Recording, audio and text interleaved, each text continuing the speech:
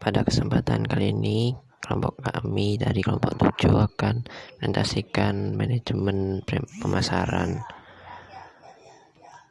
Yang pertama ada Yusrin bin Yusuf, NIM-nya 1943010019.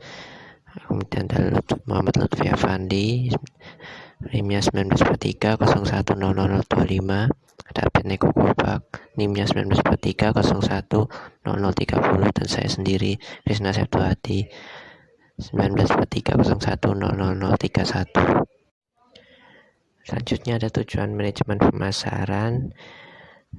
Menurut saya adalah sebagai wadah pelanggan untuk memenuhi segala kebutuhannya dan harus tepat sasaran agar produknya bisa laku terjual kepada pelanggan yang membutuhkan produk tersebut. Pertama ini kita akan membahas tentang mendefinisikan pemasaran pada abad ke-21. Yang pertama ada pemasaran. Saya ambil intinya saja, pemasaran itu kayak sebuah kegiatan. Contoh saja di pasar. Di pasar kan ada proses jual beli yang dilakukan oleh masyarakat. Di sana mungkin dia beli untuk kebutuhan sandang, pangan maupun papan untuk mencukupi kebutuhannya itu sendiri. Kemudian ada pengertian manajemen pemasaran. Manajemen pemasaran itu sendiri itu adalah ilmu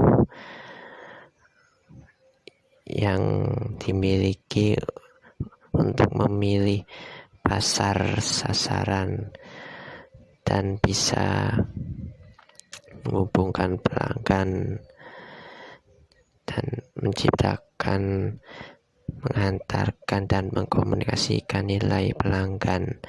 Seperti ketika Anda berinvestasi,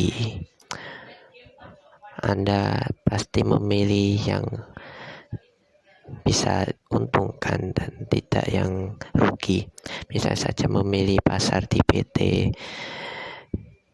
Traveloka misalnya, sahamnya lagi naik, pasti Anda akan memilih yang seperti itu dan pasti Anda akan mendapat feedbacknya nanti.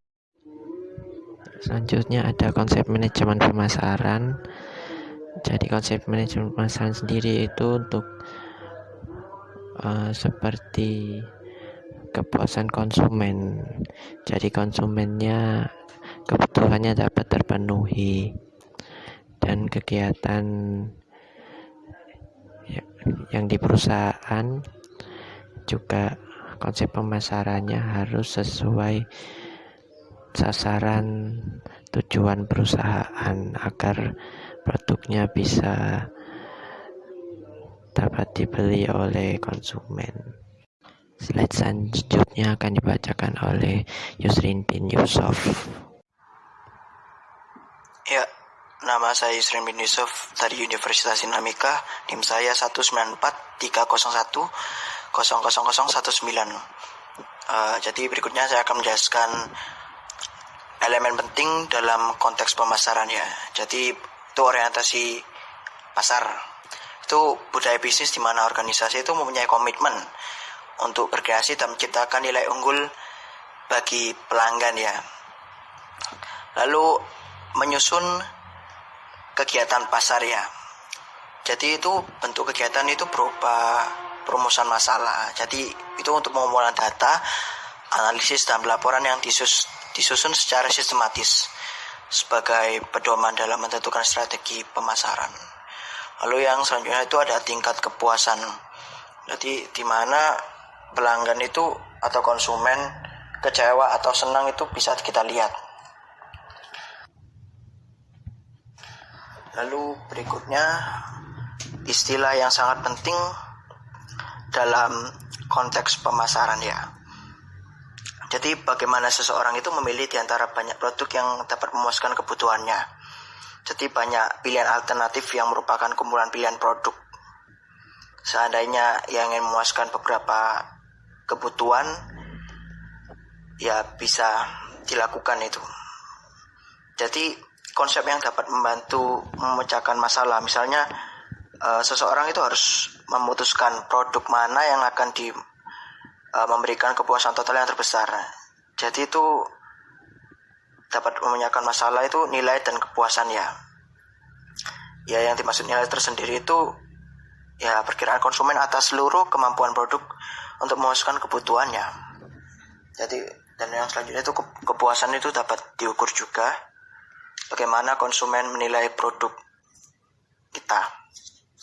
Yang selanjutnya ada entitas yang dipasarkan ya. Jadi banyak barang, jasa, acara, pengalaman, orang, tempat, properti, dan organisasi, informasi, dan ide. Jadi itu barang ya merupakan bagian yang sangat besar dari usaha produksi. Lalu untuk jasa tersendiri itu contohnya hotel, penyewaan mobil, dokter, kayak gitu. Dan untuk pengalaman tersendiri menggabungkan beberapa jasa dan barang untuk menciptakan, meragakan, dan memasarkan pengalaman. Lalu event, mempromosikan secara khusus itu dalam waktu yang bersejarah, seperti pameran dagang dan pementasan seni. Orang itu menjadi bisnis penting. Sebagian besar bintang saat ini memiliki seorang agen. Jadi itu bisa dimanfaatkan ya. Lalu tempat. Jadi contohnya itu tempat kota, negara bagian atau wilayah. Lalu properti itu adalah hak kepemilikan yang tak berwujud, baik itu berupa benda nyata maupun finansial. Lalu lanjut. Lalu ada informasi dan ide. Berikutnya ada pelaku dalam pemasaran ya. Jadi pelaku dalam pemasaran itu bekerja memenuhi kebutuhan konsumennya. Misal seorang pelaku pemasaran ini harus memiliki kemampuan dalam melakukan pemasaran dan distribusi produk. Ya, menjadi seseorang pelaku pemasaran tentunya tidak harus selalu terikat dengan perusahaan. Jadi dapat dilakukan oleh siapa saja dan kapan saja. Contohnya pelaku pemasaran ya seperti sales atau merchandiser itu memiliki keterikatan dengan perusahaan dalam memasarkan dan mendistribusikan produk yang dimiliki oleh perusahaan. Lalu lanjut. Ya, penjelasan dari pasar ya. Pasar itu, siapa yang tidak mengenal pasar? Semua orang pasti mengenal pasar. Jadi pasar itu ya salah satu dari berbagai sistem ya, hubungan sosial dan infrastruktur tempat usaha menjual barang, jasa, dan tenaga kerja. Jadi itu untuk orang-orang dengan imbalan uang. Jadi barang dan jasa yang dijual itu menggunakan alat pembayaran ya, yang disebut uang pastinya. Halo, selamat pagi. Nama saya Muhammad Lutfi Afandi. Saya akan menjelaskan jenis-jenis pasar. Yang pertama, pasar konsumen, yaitu pasar yang menjual bahan kebutuhan konsumen dan jasa dalam jumlah yang besar. Jadi, di sini adalah pusatnya barang-barang kebutuhan dan kebutuhan jasa penting yang diperlukan oleh masyarakat. Lalu yang kedua adalah pasar bisnis, yaitu perusahaan yang menjual barang dan jasa untuk bisnis yang sering menghadapi membeli profesional yang terlatih.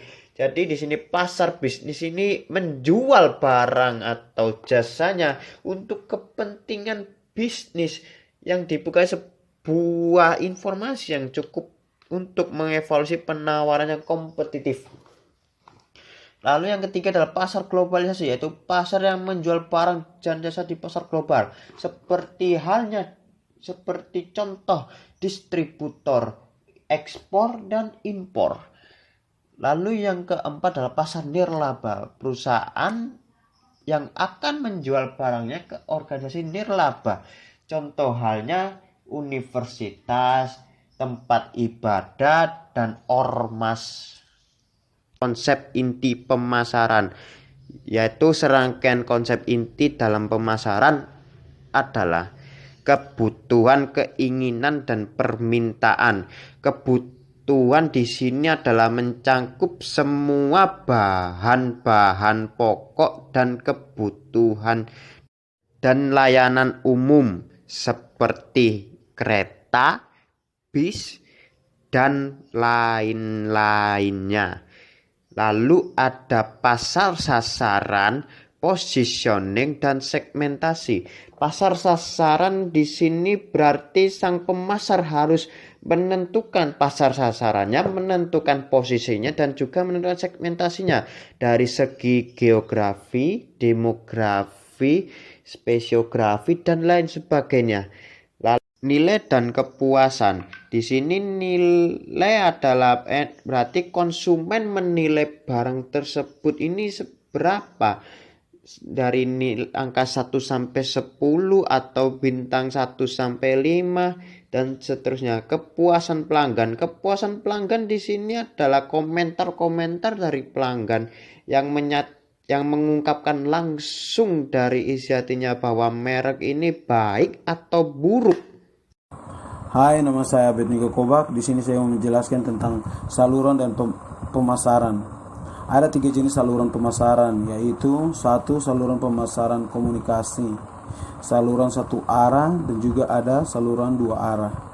Saluran 1 arah adalah di mana kita tidak bisa berinteraksi kepada sumber atau tidak bisa berkomunikasi secara langsung. Dan saluran 2 arah, adalah penerima dan pengirim dapat menjalani komunikasi berkesinambungan melalui media yang sama. Artinya bisa melakukan timbal balik antara dua belah pihak.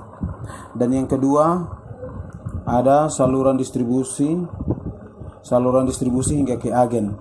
Saluran distribusi adalah saluran digunakan oleh para produsen untuk menyalurkan barang produksinya dari produsen sampai ke konsumen atau kepada pemakai di industri. Dan yang ketiga ada saluran layanan pembentuk transaksi, yaitu di sini layanan yang memberikan transaksi atau mengirim suatu barang dari satu tempat ke tempat lain. Dan yang berikut di sini saya menjelaskan tentang lingkungan pemasaran. Lingkungan pemasaran yang luas terdiri dari 6 komponen, yaitu yang pertama ada lingkungan demografi, ekonomi, yang ketiga ada fisik, yang keempat ada teknologi. Seperti yang kita tahu, teknologi di sini semakin canggih. Orang-orang banyak menggunakan ini untuk memasarkan produk-produknya ke berbagai wilayah di seluruh dunia. Dan yang kelima ada politik dan hukum, dan yang terakhir ada sosial dan budaya. Dan yang berikutnya di sini saya mau menjelaskan lagi tentang realitas pemasaran baru. Di realitas pemasaran baru ini ada 3 pokok besar, yaitu yang pertama ada kekuatan masyarakat utama. Di kekuatan masyarakat utama ada terbagi 3 golongan, yaitu teknologi informasi jaringan, ada globalisasi, dan ada deregulasi. Dan yang kedua ada kemampuan baru konsumen. Ada juga beberapa poin di situ, yaitu peningkatan yang berarti dalam hal daya beli. Dan yang kedua ada ragam barang dan jasa yang lebih banyak, dan juga ada jumlah besar informasi hampir tentang apa saja, yang seperti kita bisa dapat informasi tentang penjualan begitu di dunia sekarang dalam kehidupan yang canggih begini. Dan yang berikut ada kemudahan yang lebih besar dalam memesan dan menerima pesanan, seperti contohnya Bukalapak, dan juga ada Lazada yang kita biasa gunakan untuk belanja online. Dan ketika kita memesan barang, pastinya mereka akan mengirim apa yang kita pesan tersebut. Dan yang terakhir ada kemampuan untuk membandingkan catatan tentang produksi dan jasa. Dan yang berikut ada kemampuan baru perusahaan. Di sini ada satu poin saja, yaitu perpaduan kekuatan baru yang menghasilkan serangkaian kemampuan baru perusahaan. Seperti yang kita lihat sekarang banyak perusahaan menggunakan teknologi, membuat aplikasi untuk belanja online gitu. Dan yang berikut atau yang terakhir ada konsep pemasaran holistik. Konsep pemasaran holistik ada juga beberapa konsep awal pemasaran, yaitu di sini dibagi menjadi 5 poin. Yang pertama ada konsep produksi esensial, yang kedua ada konsep produksi keunggulan produk, dan yang ketiga ada konsep penjualan, agresivitas penjualan dan promosi. Di sini cara mereka promosi dan tingkat agresivitas kualitas barangnya. Dan yang keempat ada konsep pemasaran berorientasi. Dan yang terakhir ada konsep pemasaran yaitu prospektif dan integrasi. Sekian dan terima kasih.